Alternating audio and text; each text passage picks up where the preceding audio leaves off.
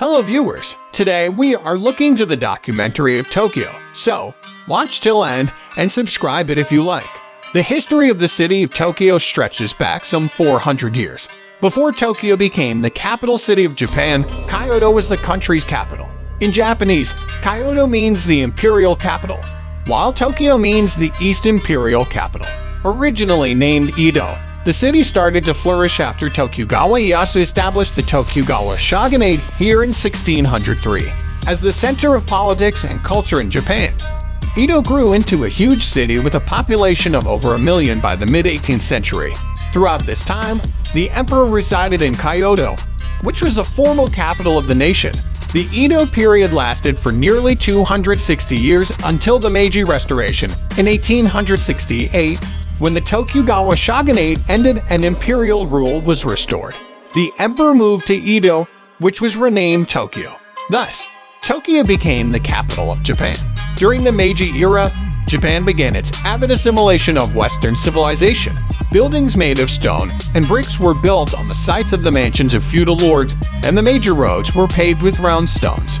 In 1869, Japan's first telecommunications line was opened between Tokyo and Yokohama, and the first steam locomotive started running in 1872 from Shimbashi to Yokohama. Western hairstyles replaced the traditional top knot worn by men, and bowler hats, high collars, and bustled skirts were the height of fashion. In 1882, Japan's first zoological gardens were opened in Ueno. In 1885, the cabinet system of government was adopted, and Ito Hirobumi became Japan's first prime minister. With the promulgation of the Constitution of the Empire of Japan, in 1889, Japan established the political system of a modern state.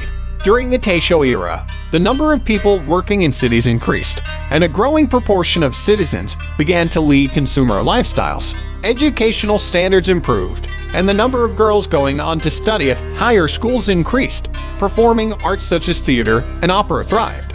In September 1923, Tokyo was devastated by the Great Kanto earthquake.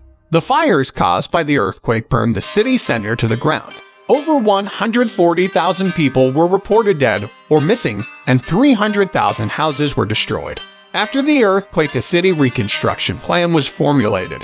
But because the projected cost exceeded the national budget, only a small part of it was realized. Beginning shortly after the Great Kanto earthquake, the Showa era started in a mood of gloom.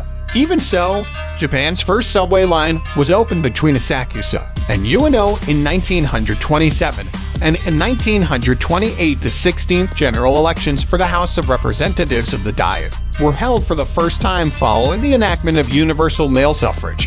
In 1931, Tokyo Airport was completed at Handa, and in 1941 the port of Tokyo was opened.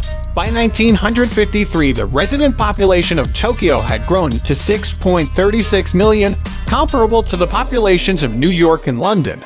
However, the Pacific War, which broke out in 1941, had a great impact on Tokyo.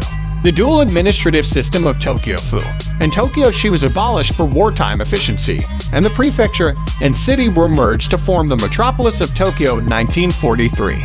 The metropolitan administrative system was thus established, and a governor was appointed. In the final phase of the war, Tokyo was bombed 102 times. The heaviest air raid was on March 10, 1945, in which there was great loss of life and material damage.